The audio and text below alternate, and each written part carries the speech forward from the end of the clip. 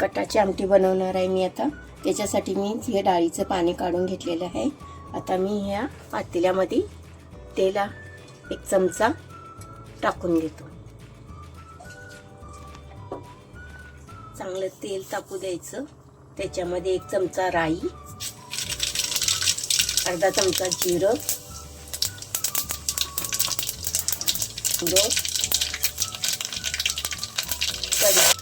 लसूण,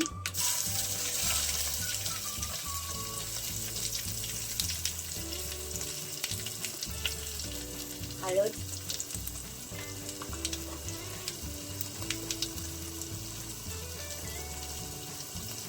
मीठ चवीनुसार,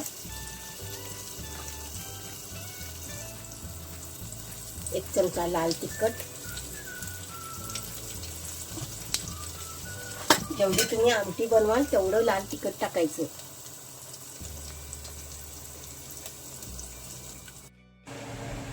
आता आपण हिरवं वाटण करून घेऊया। त्याच्यामध्ये खोबरं, लसूण, कोथिंबीर, आलं, सफेद तीळ आणि जिरं याचं आता वाटण करून घेऊ।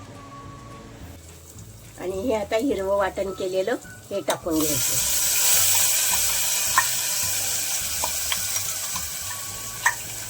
त्याला आता चांगलं तेल सुटतो परतवून घ्यायचं।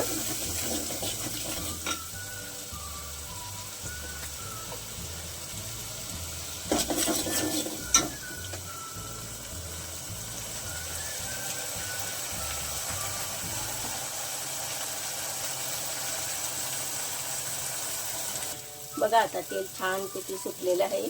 त्याच्यात आता मी 2-3 कोकम टाकून घेतो आणि हे डाळीचं पाणी काढलंय हे त्याच्यामध्ये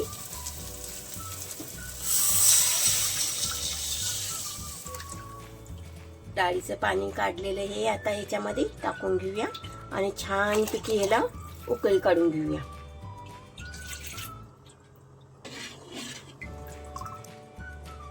ला छान उकळी आलेली आहे। आता तुम्ही पाहू शकता अशी छान कटाची आमटी तयार। तरी पण छान आली आहे, वास पण छान येतोय। तुम्ही करून बघा, नक्कीच तुम्हाला आवडेल।